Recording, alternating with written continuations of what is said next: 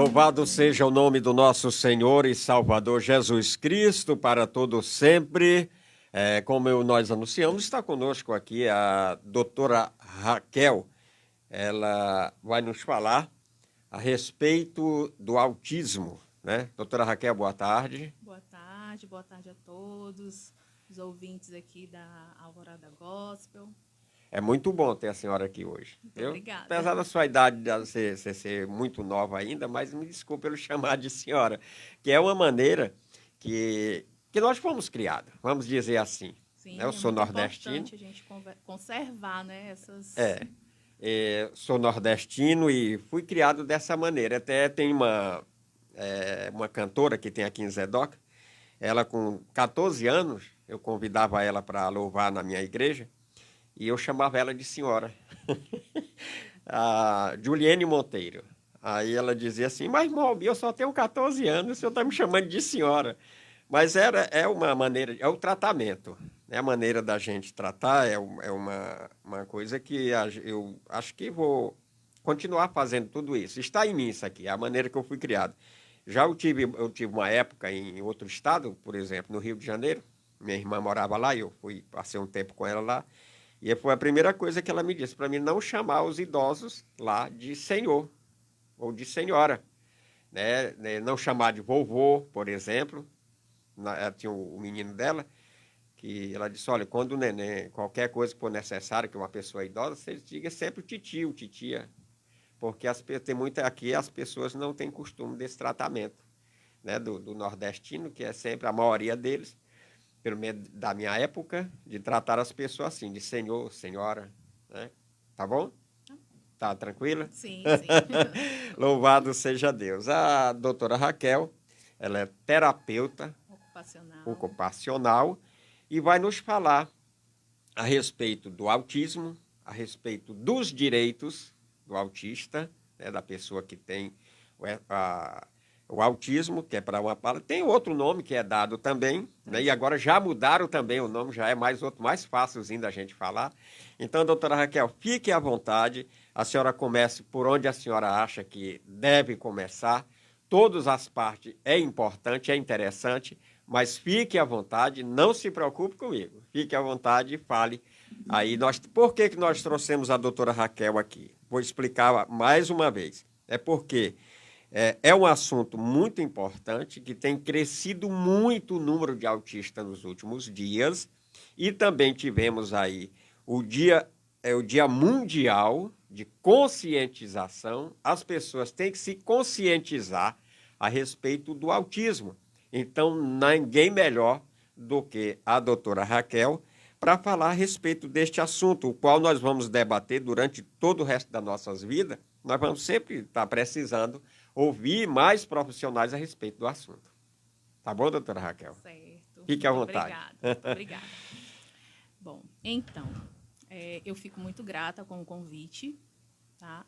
É um assunto que demanda muito cuidado, é um assunto delicado, né, e que cada vez mais está presente aqui nas nossas vidas, porque não é só a pessoa autista que vivencia esse autismo, é a sua família, a sociedade em geral. E nós devemos estar preparados para acolher essas pessoas que fazem parte do nosso convívio, que fazem parte da nossa sociedade, né? É um ser humano como qualquer outro, tá? Então, por que é importante? Para que falar sobre conscientização sobre o autismo? Tá? Como o irmão Almir falou, o dia 2 de abril é considerado o Dia Mundial de Conscientização do Autismo. Foi criado pela Organização das Nações Unidas em 2007, né?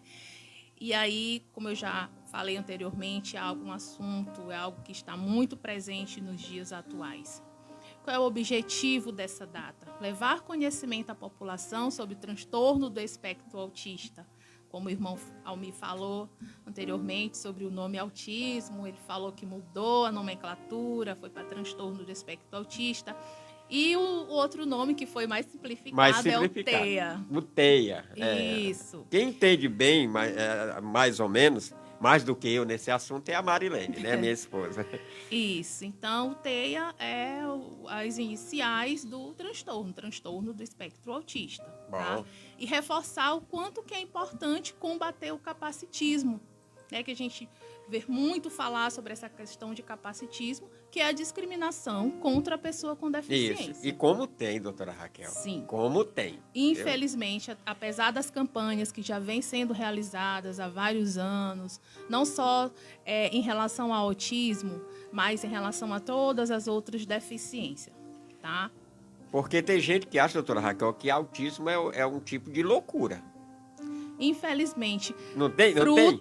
fruto da falta de informação, da falta de conhecimento. Por isso é importante nós estarmos sempre fazendo campanhas de conscientização. Por isso que eu falei que enquanto vida eu estiver, nós vamos tocar nesse assunto. Eu conheço uma família que tem uma garota e um meninozinho, que quando eles verem o meu Nicolas, ela recolhe as crianças, não deixa as crianças se aproximar dele de hipótese alguma. Nossa. E a senhora conhece meu Nicolas, a senhora é médica dele, a senhora toma conta dessa parte aí de terapia com ele e sabe que ele não é violento. Mas as pessoas não sabem disso. Pois é. Como eu estava falando em off com a senhora aqui, e eu toquei a respeito do assunto das pessoas não saberem quem nós somos, né? Isso. Bom, continue. Certo. Então, como eu falei sobre a questão do capacitismo, né? Eu vou trazer aqui o conceito de deficiência para vocês, para que a gente possa entender, tá? Então, considera-se pessoa com deficiência aqueles que têm impedimento de longo prazo de natureza física, mental, intelectual ou sensorial, o qual, em interação com uma ou mais barreiras, essas pessoas podem obstruir sua participação plena e efetiva na sociedade em igualdade de condições com as demais pessoas, tá? Então, assim, neste contexto, a deficiência, ela não é algo estatístico. Ela pode ser considerada de maneira subjetiva, avaliando sempre a particularidade de cada pessoa, certo?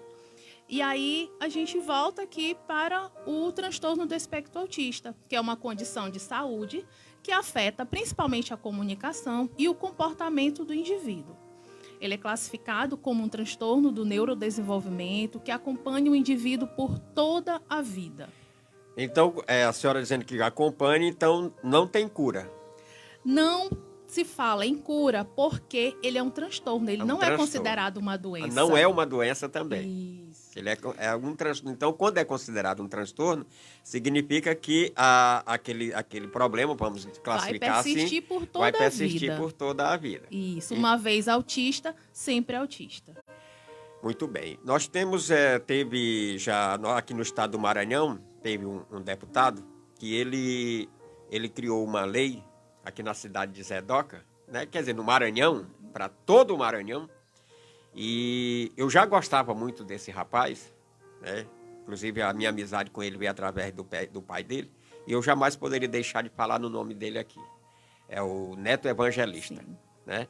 E ele criou, primeira coisa, uma das coisas que eu aplaudiria ele por muitas e muitas vezes, em ele ter criado a lei de proibição de estampido, foguete, vamos lá, do estampido dos foguetes.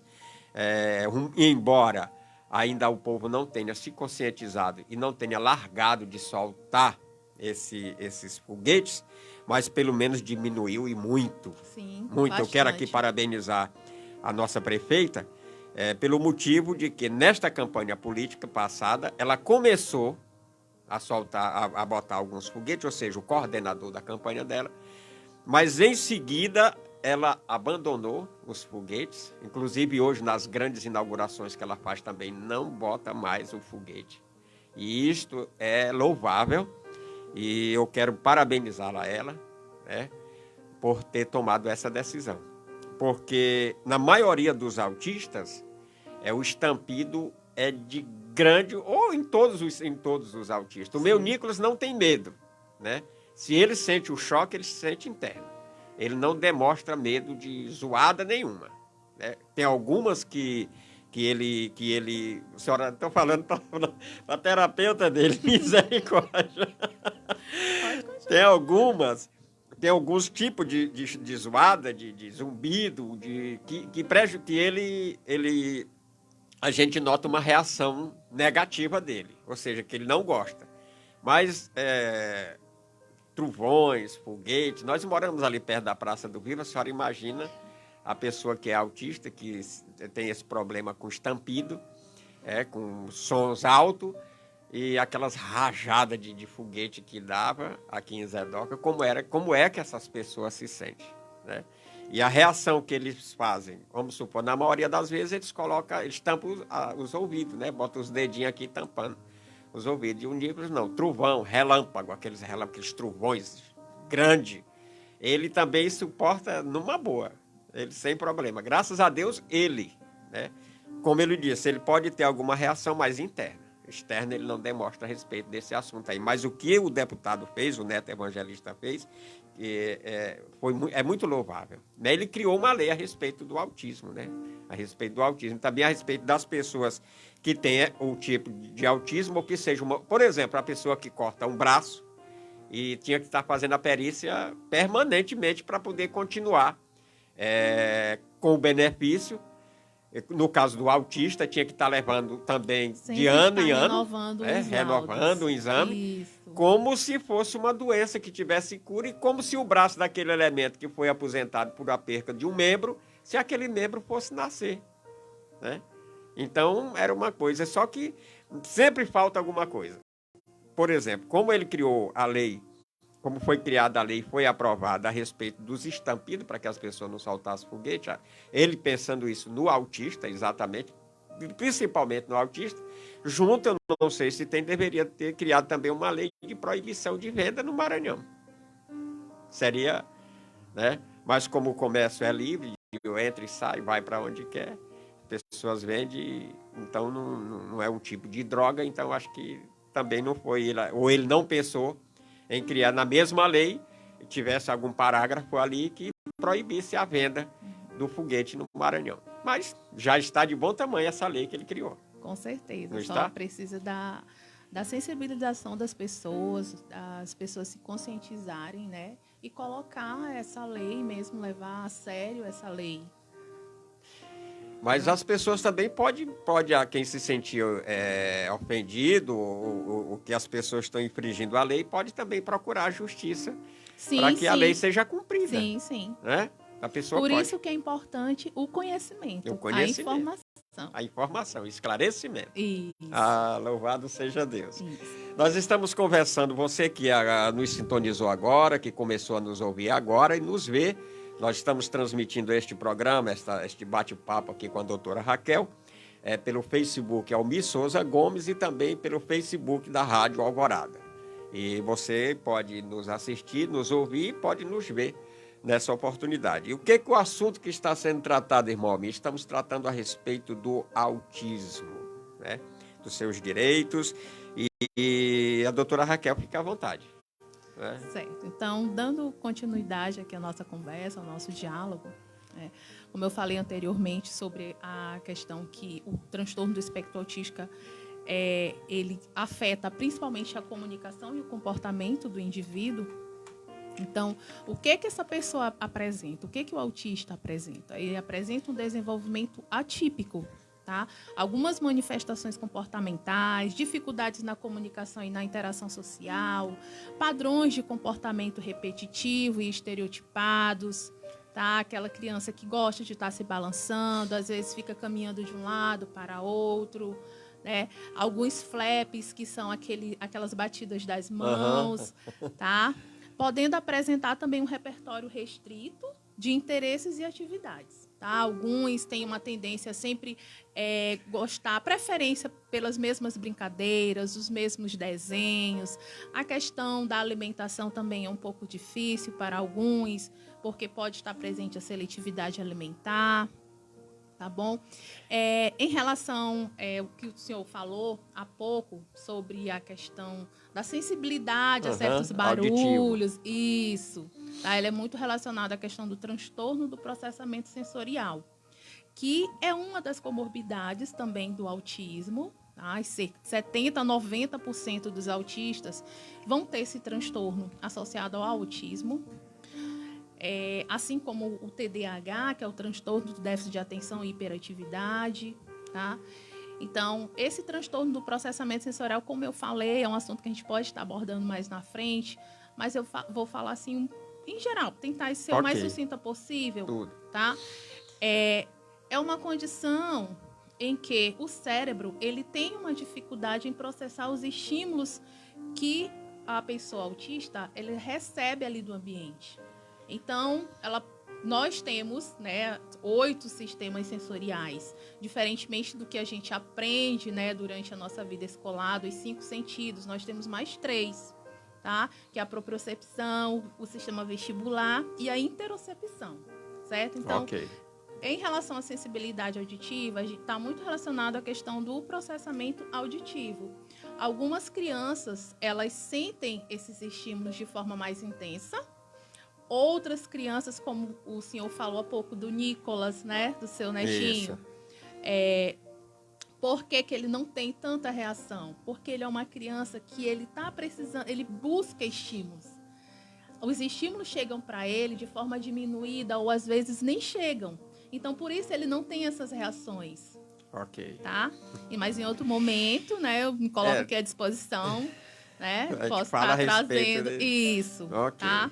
Então, assim, em relação à questão das leis, né, que você falou aqui no Maranhão também, nós tem uma outra lei que já está em vigor, que é sobre a questão da emissão dos laudos, da validade dos laudos. A validade dos laudos. Isso. Isso é importante também. E aí, porque sempre tinha que estar renovando, né? Por o Nicolas tem o quê? Tem 6 anos, 7 anos. Da gente já foi repetido o laudo dele, me parece que 2 ou foi 3 vezes. Isso, então, já entrou em vigor a questão da validade como o senhor falou, né? Sobre a questão dessa validade, como eu falei antes, uma vez autista, por sempre toda a vida autista. Então, por mais que ele faça acompanhamento, tratamentos de medicação, vários outros tipos de terapias que estão aparecendo, tá? Ele sempre vai estar com aquele diagnóstico. O que pode diminuir é o nível de suporte, o nível de assistência que essa pessoa pode estar precisando. Ele pode se desenvolver, melhorar, como no caso do Nicolas, que ainda não fala, a fala, com certeza a fala deve aparecer, por causa do tratamento, do acompanhamento e da medicação que ele está tendo. A constância no acompanhamento é muito importante. Ok. Então tem que fazer. Né? Tem que fazer. Então, o que a senhora diria? Até eu combinei que não ia fazer muitas perguntas da doutora Raquel, mas eu vou fazer. Pelo menos uma que nós estamos dentro do contexto, eu sei que vai dar tudo certo. O que a senhora aconselharia às pessoas que desconfiam que o seu filho é autista? Certo, então vamos lá. Uma coisa que eu preciso falar muito é sobre a questão de diagnóstico. Isso. Tá? Isso. O diagnóstico do TEA, ele é clínico. Tá? Então, ele deve ser fechado, né, pelo médico. Ok. Certo? Então, tem que ser examinado, avaliado, e o médico especialista é quem vai... Isso. Então, assim, os primeiros sinais, eles podem ser melhor observados ainda com 1 ano e meio de idade, né, da criança. Então, a observação dos pais, dos cuidadores, dos profissionais de saúde, a educação é muito importante para que a gente possa avaliar de forma correta, encaminhar para as intervenções que são necessárias e que são fundamentais. Certo? A gente se depara ainda muito com o receio de alguns profissionais, principalmente da educação, em chegar até um pai, a uma família e falar, né, sobre algumas observações que eles fazem em sala de aula por conta do receio de como o pai vai reagir. Mas é importante a gente falar. É importante, principalmente por conta da intervenção precoce, que ela tem que acontecer logo no início. Ótimo. Nós temos que aproveitar o período de neuroplasticidade da criança, o período que o cérebro está mais ali propício a se adaptar às modificações, essas alterações, que é justamente esse que é o nosso foco principal do acompanhamento. E isso tem que ser feito com ele ainda criança. Isso, por né? isso que é importante a gente estar fazendo esse diagnóstico precoce, observando mais as nossas crianças, seu comportamento, estar procurando os profissionais de saúde. Alguns têm muita dificuldade, não tem um neuropediatra, não tem um neurologista, não tem um psiquiatra infantil, mas nós temos na nossa estratégia de saúde da família, nós temos enfermeiro, nós temos o médico, tá? E eles podem estar sendo acionados, são capacitados, são habilitados para estar encaminhando, sabendo identificar e estar encaminhando para os profissionais que são especialistas no desenvolvimento infantil. Okay. Certo? Então é o seguinte, o Nicolas, no aniversário de 1 ano do Nicolas, eu observei que tinha algo que não estava certo, correto com ele. Volto já. Certo.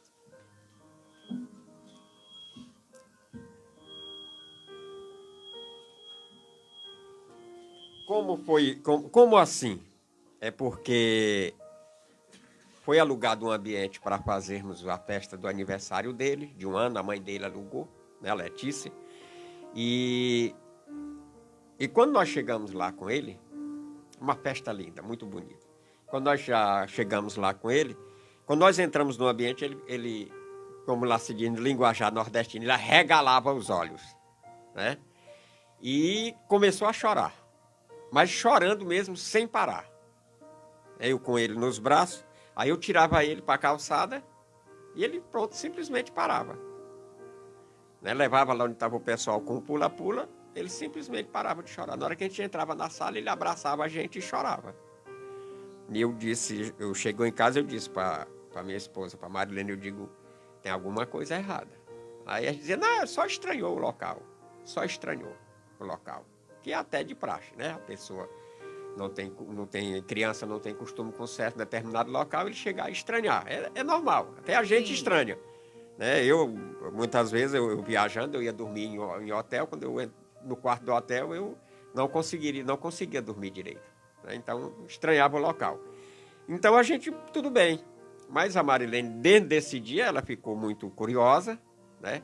E começou a pesquisar nas redes sociais, pesquisando e vendo o vídeo, que isso ela faz até hoje. Qualquer dúvida que ela tem, ela vai procurar um vídeo a respeito daquele gesto, daquele assunto, daquilo que está acontecendo.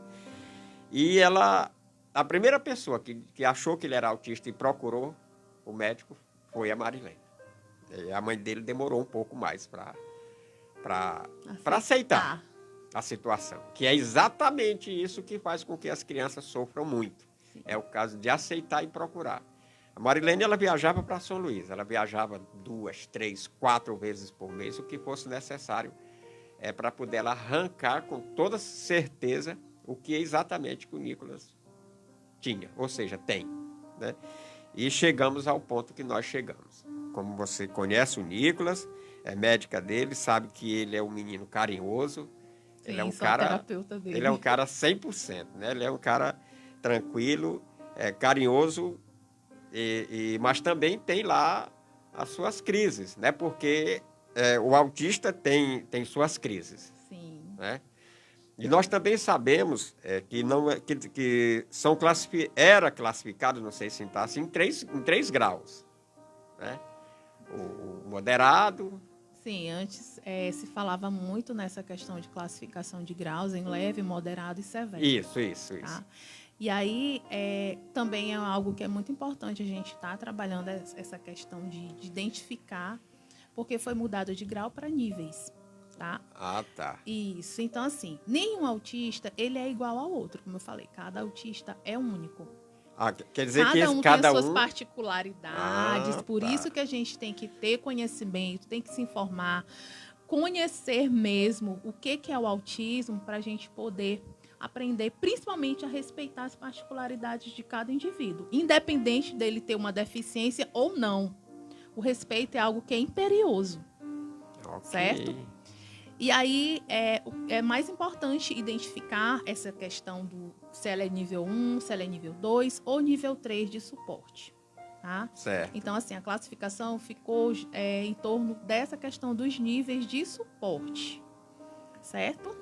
E o que nós podemos perceber, principalmente na cidade de Zedoca, a administração tem se preocupado bastante a respeito do autista. Sim, a prefeita Josinha, ela é uma pessoa que ela tem um carinho, um afeto, um olhar muito cuidadoso, né, para essas crianças, para a pessoa com autismo em geral, aqui no município. Tanto é que, às vezes, causa até um pouco de ciúme em outras áreas da saúde, por essa questão desse cuidado que ela tem com o acompanhamento dessas crianças. Eu digo, não só na área da saúde, mas como um todo, né, em prestar assistência para essas crianças, as famílias também que são assistidas, não são só as crianças. É importante a gente colocar que esse é um ponto principal, esse acompanhamento que a gente faz concomitante, né, não só a pessoa autista, mas a família, a escola, tá? Todos têm que estar envolvidos ali, porque senão a gente não logra êxito, certo? Tá certo. E, como eu falei, é importante a gente entender um pouquinho essa questão dos níveis. O TEA, ele é um grande sinalizador da diversidade. A gente já sabe disso. E, ao mesmo tempo, da singularidade humana. Como eu falei, cada um tem suas particularidades, tem sua singularidade. É importante que a gente conheça para a gente poder respeitar. Eu tenho uma pergunta um pouco difícil para você. Eita, vamos lá. Não é tão difícil, eu digo que não é. Porque não é, para você não vai ser muito difícil. Pelo seguinte, a respeito do comportamento. Né? Como assim, irmão Almir? O comportamento pelo seguinte, é porque eu já ouvi de algumas pessoas que não são especialistas no caso, falarem pelo seguinte, que eles nos tratam da maneira que eles são tratados. Ou seja, muitas pessoas falam que determinada criança é violento. Ele é autista e é muito violento. Ou seja, ele bate nas pessoas, ele xinga as pessoas quando fala e tudo isso. E alguém já me falou que esse tipo de comportamento, ele está correspondendo à maneira que ele é tratado. Ou seja, ele está devolvendo a maneira que as pessoas tratam ele. Tem sentido isso aí? Não. Assim, por exemplo, se a criança é autista e os pais, às vezes, nem sabem o que é, né? Nunca procurou saber exatamente o que ele tem. Aí a criança, manda a criança fazer uma coisa, ele não faz. Ele vai dar uma palmada, dá duas, né? Ou seja, fala alto, grita com a criança. Tem gestos ou reações violentas, por exemplo, gritar com a criança e alterar a voz, bater, né, empurrar e outras coisas mais, quem sabe Deus. Aí aquela criança, o que a pessoa me disse é que a possibilidade daquela criança é que ela se torne ou cresça uma pessoa violenta. E eu acredito que seja, né, doutora? Nesse sentido, sim, tá? Nenhuma criança, ela... afinal de contas, nenhum ser humano, né? Então, nesse caso, a reação dele devolver a maneira que ele é tratado, isso aí é praticamente de todo ser humano, né? Então, não é nenhum tipo de... Principalmente a criança, porque ela aprende muito com a imitação. E os autistas têm muito... o comportamento dele é muito relacionado àquilo que ela presencia, o que ela vivencia. Tá? Então, é por isso que eu torno, mais uma vez, dizer o quanto que é importante a questão do conhecimento da informação. Né? Como eu falei, ela aprende muito pela imitação. Né? O que ela vivencia, ela vai reproduzir. Isso é típico das crianças, não só do autista. Tá? E aí, em relação a esses comportamentos, como você estava falando no início, sobre a questão de bater, tá? Inclusive até sobre o comportamento que o Nicolas teve, né, no aniversário, que foi o que chamou a atenção de vocês. Como eu falei sobre a questão do processamento sensorial, dos estímulos. Então, cada criança ela reage de uma forma de acordo com os estímulos que ela está recebendo. Tá? Certo, entendi. Isso. Então, ele chegou num ambiente novo. Então, ali tudo para ele era novo. Tudo novo. São vários estímulos que tem naquele ambiente que ele nunca esteve lá. Com certeza. Estímulos auditivos, estímulos visuais. Isso, muita gente, muito colorido. Olfativos, porque em festa tem balões, né? Tem comida, tem vários alimentos. Então, assim, é um mix de estímulos. E aí, para que ela consiga processar aquilo ali, Tudo se ela aquilo tiver ali. um transtorno do processamento sensorial, vai ser muito difícil. E aí, como é que a criança vai reagir? Uma criança ela não reage da mesma forma que todas as outras reagem, Certo. tá? Algumas vão ficar com aquela questão de medo, a sensação de medo, corre logo para abraçar os pais. Outros saem correndo, outros começam a gritar ou a chorar, se joga no chão, se autoagridem, ou vem a heteroagressividade, né, que vai partir para bater quem tiver na frente. Entendi. Né? Pode chegar a morder, arranhar. Então, eles vão reagir de acordo com esses estímulos que eles estão recebendo. Ok. Certo? Doutora Raquel, eu estou muito feliz. Eu sei que esse assunto, ele é um assunto que pode se estender por muito tempo, é muito amplo. E é muito importante também, porque eu não posso dizer que estou satisfeito com tudo que já ouvi aqui hoje, mas eu já quero lhe agradecer pela sua disponibilidade e vamos juntar mais material e em breve eu quero lhe trazer de volta aqui a este programa para a gente continuar falando a respeito do autismo, que é um assunto muito importante, e eu também quero preparar os nossos ouvintes para que eles possam estar preparando algumas perguntas para a gente estar passando para a doutora Raquel, para no dia que ela vier aqui, ela trazer todas essas respostas prontinhas para os nossos ouvintes. Tá bom? Eu quero deixar você à vontade para as suas considerações finais. Fique à vontade. Tá. Antes de me despedir, eu gostaria só de deixar aqui alguns pontos. Fique à vontade, como eu falei. Sobre como a sociedade em geral, ela pode estar apoiando a causa. Tá? Então, o que a gente pode fazer? Ouvir sempre. Ouça sempre as pessoas autistas, afinal, nada sobre nós sem nós. É certo. Muito importante que a gente conheça qual é a visão que eles têm deles mesmos. Tá? Eles, melhor do que ninguém, sabem o que eles sentem, né? E podem estar passando isso para as pessoas, certo? Então, não sejamos capacitistas. Presumir competência sempre. O autismo, ele não é um adjetivo. E o capacitismo é crime, como eu falei antes. Tá? Não devemos romantizar a sobrecarga materna. Devemos ser redes de apoio. Certo? Entender que através de políticas públicas, de mobilização social, que os direitos dos autistas e todas as pessoas com deficiência são garantidos. Tá? Buscar informações de qualidade para combater o preconceito junto conosco. Ótimo. Nós estamos nessa luta, vamos continuar, e quanto mais pessoas chegarem para somar, quanto mais pessoas interessadas em divulgar, em fazer divulgar, em conhecer, trazer mais informações, procurar saber um pouquinho mais, até conhecer o nosso trabalho, que é um trabalho belíssimo que tem sido feito aqui no nosso município, com o apoio da nossa prefeita, por essa questão da sensibilização dela, da nossa secretária de saúde, nosso trabalho realizado ali no Centro de Reabilitação, ao lado do Hospital CESP. Então, nós temos uma equipe multidisciplinar, composta por musicoterapeuta, psicólogo, a terapeuta ocupacional, que sou eu, fonoaudiólogos. Tá? Então, assim, é um trabalho muito bonito que tem sido musicoterapeuta, musicoterapeuta, né? Isso é incrível. Sim, então, assim, Zedoca, ele está de parabéns, porque este é um serviço que é muito difícil a gente conseguir o acesso, até mesmo em rede estadual, quanto mais municipal, né? Então, o Zedoca está de parabéns, inclusive recebeu até uma premiação por conta desse trabalho que é realizado. Eu vi lá.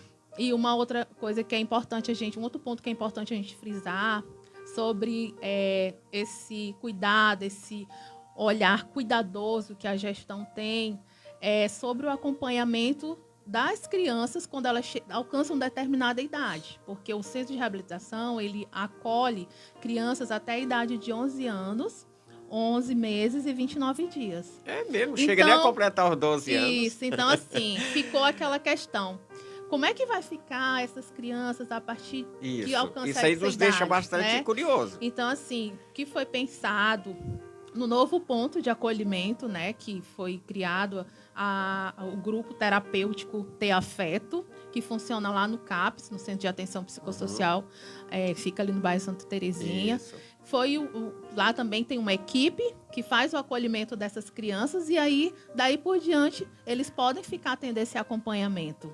Olha como a informação é importante. Eu não sabia disso aí. Pois Eu não sabia, lhe confesso que não sabia. Porque hoje, sim, cuidamos das crianças a partir do momento que é descoberto, ou seja, que temos a certeza que ele é autista, nós temos ali o centro de especialização, onde está todo esse pessoal que você acabou de citar. E quando ele vai continuar a vida adulta ali, não, já tem o outro ponto. Sim, sim. E eu espero, com toda sinceridade, doutora Raquel, que isso continue. Nós estamos tendo isso nessa administração e eu espero em Deus que isso continue.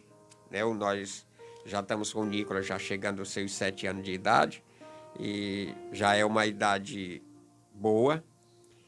Nós temos também a preocupação exatamente depois, como é que fica essas crianças, quando ele passa dele completar seus 12 anos, que é onde exatamente ele vai precisar, porque até lá a gente já sabia, e depois, onde a gente vai buscar ajuda, buscar apoio. Esse que foi o nosso questionamento, Ela se preocupou muito como é que ficaria a situação dessas crianças, das famílias principalmente, E aí, pensando nisso, foi criado esse grupo terapêutico. Eu já ouvi de várias vezes, muitas pessoas, e eu quero dizer aqui, talvez esteja sendo repetitivo a respeito do que eu vou dizer,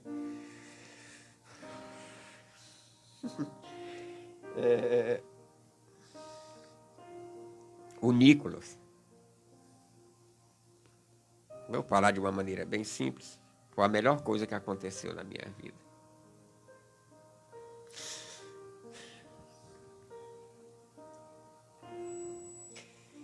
E eu me emociono, sim.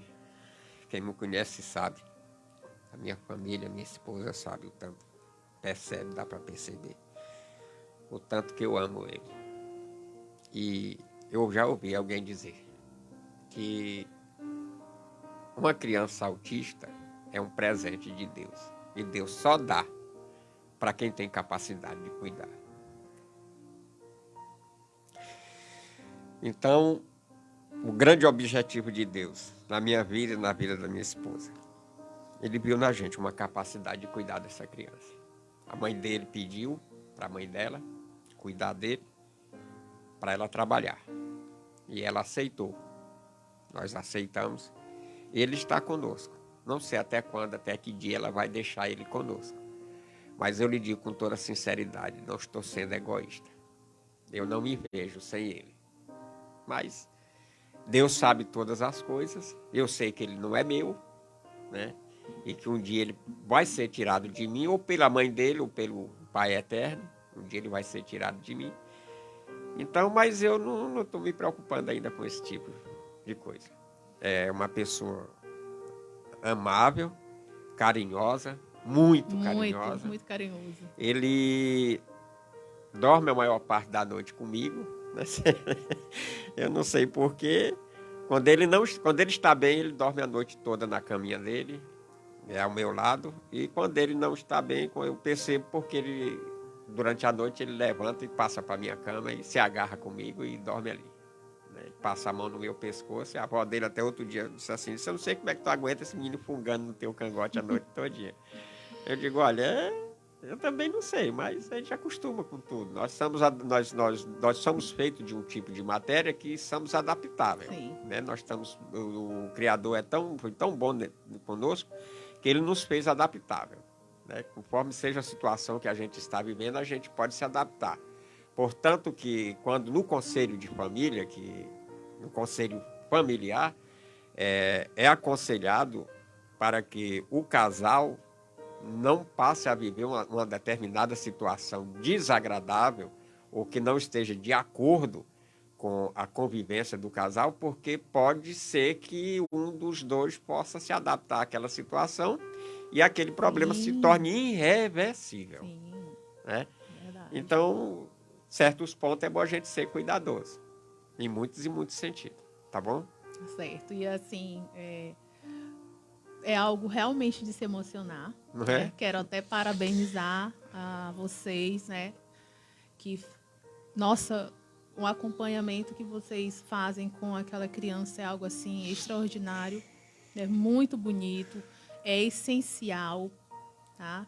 Então vocês estão de parabéns, Obrigado. tá? Com todas as dificuldades, as Ah, barreiras são que muitos. existem. Ainda tem muito a ser aprendido, não só pelas famílias, né? Até por nós mesmos, profissionais, a gente está sempre se capacitando, está sempre se qualificando, se aperfeiçoando, se informando para que a gente possa estar trazendo um serviço, uma assistência com qualidade, né? Baseado ali em comprovação científica, né? E é isso que eu gostaria de estar trazendo para vocês aqui nesse dia, essas informações. Procurem se informar mais, conhecer um pouquinho. Como eu falei logo no início, a questão do respeito ela é imperioso, né? A empatia, o amor, a forma como a gente deve acolher essas crianças. Na verdade, a todos, né? E muito obrigada pela oportunidade, por esse Eu momento. que Foi um agradeço. momento assim muito rico para mim também. Obrigado. Tá? Essa troca, ouvir o senhor falando das suas experiências, das suas vivências. E continuo também à disposição. Amém. Tá? Sempre que precisar, estou à disposição para estar aqui conversando, dialogando com vocês. Amém. Eu quero resumir tudo que eu me expressei. Eu acho que eu aproveitei a oportunidade até para desabafar um pouco. Nós, eu digo nós, eu e minha esposa, nós abandonamos praticamente a nossa vida para viver a vida do Nicolas. Em todos os sentidos. Nós praticamente, porque assim, somos evangélicos e ela sempre me acompanhou para todos os lugares que eu fui, ela sempre estava comigo. Todos, eu falo todos de um modo geral. E a partir do momento que o Nicolas entrou na nossa vida, foi a primeira coisa que ela deixou foi de sair comigo. Até porque ela não podia. Porque para sair tem que levar ele. Por isso que aonde você nos vê, 99% ele vai estar com a gente. Quando ela sai para trabalhar, sou eu que cuido, eu que tenho que ficar. E eu não estando em casa, ela está com ele, pode ter plena certeza disso. E se ela não estiver com ele, se você vê ela sem ele, ele está comigo. Às vezes eu saio para trabalhar, coloco ele no carro e ele fica comigo durante todo aquele tempo de trabalhar. Então, para a gente sair, para ela sair comigo, teria que levar ele. E em alguns lugares que a gente vai, por exemplo, no interior, ele não se adapta, ele não tem como a gente... Por quê? Porque ele chega nos lugares, ele não se aquieta. Né? E você já imaginou a dor de cabeça de um culto evangélico e uma criança revirando? Porque ele não se aquieta. Né? Muita gente não vai entender. E por o que eu pude perceber é que ela não se sente bem de ver a nossa criança, né, se tornando um perturbador, ou seja, não sendo como... Porque as pessoas não vão compreender, doutora Raquel. Alguns vão entender por quê. A gente pode explicar, não, porque essa criança é autista, assim, tal. E é por isso que eu lhe disse que tem uns que chamam as crianças com autismo, que gostam de estar interagindo com as pessoas, né, mexendo em tudo que ele vê. Algumas pessoas levam como que fosse uma loucura. Né? Eu trabalhava, prestava serviço para uma empresa, entrou um rapazinho, acho que eu faço um cálculo que ele teria uns 14, 15 anos, junto com o senhor, me parece que é avô dele, e ele começou a abrir nas portas, eles têm aquele de abrir porta. Sim, E comportamentos geladeira, tudo que tinha porta, ele abria tudo, ele abria e fechava. E uma alegria tremenda. E eu notei que aquele rapaz é autista.